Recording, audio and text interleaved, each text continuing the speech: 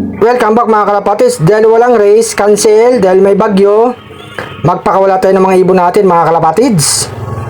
Ayaw pang magsipaglabasan, naninibago. Ilang araw lang tayo hindi nagpakawala mga kalapatids. Labas na! Mga lahing stisil bout, labas! Ayaw nyo pang lumabas ha? Lipad na!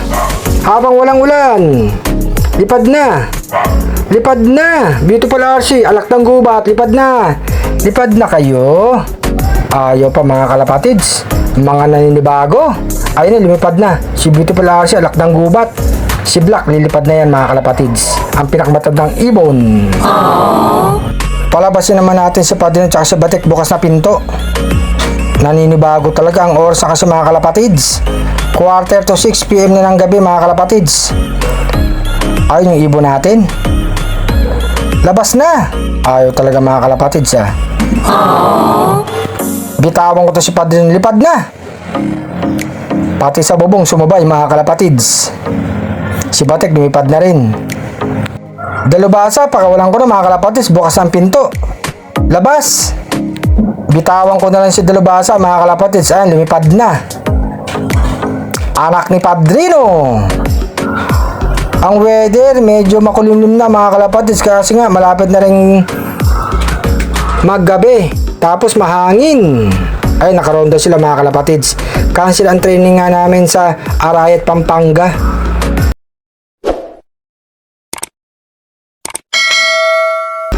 Ito maganda kay Dalubhasa, diretso pasok sa kulungan. Kabisado na yung kulungan niya sa ilalim mga kalapatids. Niligyan ko pa ng tulay.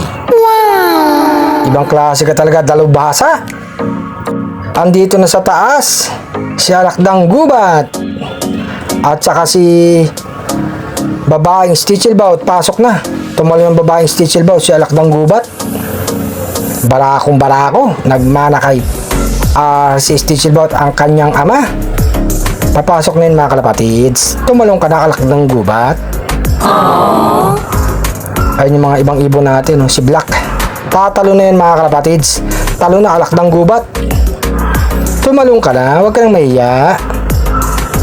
Sige na Alakdang Gubat, naninibago ka pa. Patingin-tingin pa sa paligid si Alakdang Gubat mga kalapatids. Oh no! Eto na rin si Padrino mga kalapatids, diretso kulungan na. Si Batik pumasok na mga kalapatids, nag-alangan pa. Pasok na Batik, ayan mga kalapatids, nasa loob na yung dalawa. Isa rin natin tong kulungan nila mga kalapatids. Eto pa ibang ibon natin mga kalapatids, si Black bumaba. Pangatin natin mga kalapatids, huwag ka dyan Black. Kasama niya yung batang ibon, si Panday mga kalapatids. Mukhang babae ito si Panday ah.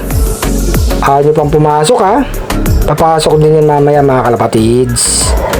May pagkain na dun sa loob ng kulungan at saka tubig mga kalapatids. Nakahanda na. Si Black papasok na mga kalapatids. Talo na Black. Ito yung isang ibon, lumilipad pa mga kalapatids. Nandito ngayon mga ibon natin sa loob mga kalapatids. Happy flying! Enjoy lang sa pag-iibon.